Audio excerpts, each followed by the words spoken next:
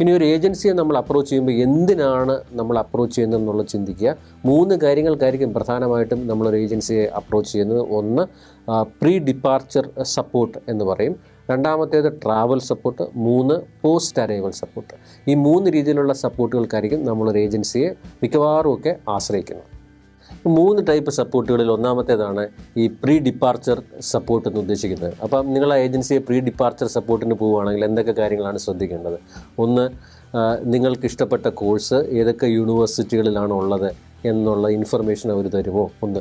2, ഓൺലൈനായിട്ട് നിങ്ങളെ അപ്ലൈ ചെയ്യാനായിട്ട് അവർ ഗൈഡ് ചെയ്യുമോ? രണ്ടാമത്തേത്.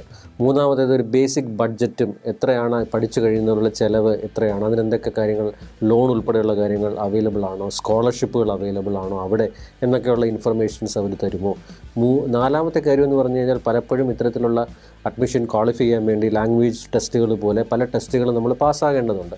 അപ്പോൾ അതിനുള്ള ട്രെയിനിങ്ങുകളും ഓറിയൻറ്റേഷൻസും ഇവർ തരുമോ? ലാംഗ്വേജ് ഒരു വളരെ പ്രധാനപ്പെട്ട ഒരു ഘടകമാണ്. നമ്മൾ ഏത് രാജ്യത്ത് പോയാലും ഇംഗ്ലീഷ് ലാംഗ്വേജിനോടൊപ്പം ആ രാജ്യത്തെ ഭാഷയും കൂടി അറിഞ്ഞിരിക്കുക എന്ന് പറയുന്നത് നമുക്ക് അവിടെ നിൽക്കാനും അവിടെ പെർഫോം ചെയ്യാനും ഒരു പക്ഷേ പഠിച്ചതിന് ശേഷം ജോലി സാധ്യതയ്ക്കുമൊക്കെയുള്ള വെയിറ്റേജ് ഭയങ്കരമായി കൂട്ടും. അപ്പം ആ രാജ്യത്തെ ഒരു ഭാഷയും കൂടെ ഇംഗ്ലീഷിനോടൊപ്പം സ്പാനിഷോ ജർമ്മനോ ജാപ്പാനീസോ ഒക്കെയുള്ള ഭാഷകൾ, ഫ്രഞ്ചോ ഒക്കെ പഠിച്ചിട്ട് നിങ്ങൾ പോയി കഴിഞ്ഞാൽ ആ ലാംഗ്വേജിന് ആ ഒരു വെയിറ്റേജ് ഉണ്ടാകും. അത്തരത്തിലുള്ള ലാംഗ്വേജ് ഓറിയൻറ്റേഷൻ ഇവർ തരുമോ എന്നുള്ളതാണ് മറ്റൊരു ഘടകം. അപ്പോൾ ഒരു നമ്മൾ ട്രാവൽ ചെയ്യുന്നതിന് മുമ്പ് ബേസിക്കായിട്ട് നിങ്ങളെ കംഫർട്ടാക്കുന്ന, നിങ്ങൾക്ക് സെലക്ട് ചെയ്യുന്ന യൂണിവേഴ്സിറ്റികളായിക്കോട്ടെ, അപ്ലൈ ചെയ്യുന്ന രീതി ആയിക്കോട്ടെ, അവിടെ അഡ്മിഷൻ കിട്ടാൻ വേണ്ടിയുള്ള ഓറിയൻറ്റേഷൻ ആയിക്കോട്ടെ, ഇവിടെ നിന്ന് പ്രിപ്പയർ ആയിട്ടുള്ള റിസോഴ്സ് പ്രിപ്പറേഷന് വേണ്ടിയിട്ടുള്ള ഗൈഡൻസ് ആയിക്കോട്ടെ, ഇതൊക്കെ തരുന്ന ഏജൻസി ആണോ എന്നുള്ളത് നമ്മൾ നോക്കുക. അതാണ് ഈ പ്രീ ഡിപ്പാർച്ചർ സപ്പോർട്ട് ഉദ്ദേശിക്കുന്നത്. ഇനി നിങ്ങൾ ട്രാവൽ ചെയ്യുമ്പോൾ നിങ്ങളോടൊപ്പം ഒരു സെറ്റ് ഓഫ് സ്റ്റുഡൻസിനോടൊപ്പം ഒരു മെൻറ്റർ പോലെ ആ ഏജൻസിയിലെ ഒരു സീനിയർ ആയിട്ടുള്ള ഒരാൾ ഗൈഡ് ചെയ്യാനുണ്ടാവുമോ എന്നുള്ളത് നിങ്ങൾക്ക് ചെക്ക് ചെയ്യാൻ പറ്റുന്ന മറ്റൊരു കാര്യമാണ്.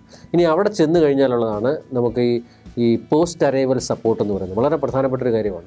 നമുക്ക് പരിചയമില്ലാത്ത ഒരു രാജ്യത്ത് പോയി ഇറങ്ങുമ്പോൾ അവിടുത്തെ ഭാഷയും സംസ്കാരവും അവിടുത്തെ ജീവിത രീതികളുമായിട്ടൊക്കെ പൊരുത്തപ്പെടാൻ നമുക്ക് സമയമെടുക്കും. അപ്പം ഒരു ഏജൻസി നിങ്ങളെ സപ്പോർട്ട് ചെയ്യാനുണ്ടെങ്കിൽ ഒരു വലിയ ഘടകമാണ്. അപ്പോൾ അത്തരത്തിലുള്ള സപ്പോർട്ട് പ്രൊവൈഡ് ചെയ്യുന്ന ഒരു ഏജൻസി ആണോ എന്നുള്ളത് നിങ്ങൾക്ക് ചെക്ക് ചെയ്യാം. അതായത് അവിടെ ചെന്ന് കഴിഞ്ഞാൽ നിങ്ങൾക്കൊരു ടെമ്പററി അക്കോമഡേഷൻ ഉറപ്പുവരുത്തുക, നിങ്ങളുടെ യൂണിവേഴ്സിറ്റി അഡ്മിഷനൊപ്പം ഫിസിക്കൽ അഡ്മിഷന് വേണ്ടിയിട്ട് നിങ്ങളുടെ കൂടെ വരിക, നിങ്ങൾക്ക് ഹോസ്റ്റൽ ഫെസിലിറ്റി ഉണ്ടെന്നുള്ളത് ഉറപ്പുവരുത്തുക, നിങ്ങൾക്ക് അവിടെ ഒരു പാർട്ട് ടൈം ജോലി കിട്ടാനുള്ള ഓപ്ഷൻസ് അറ്റ്ലീസ്റ്റ് ഗൈഡ് ചെയ്ത് തരിക.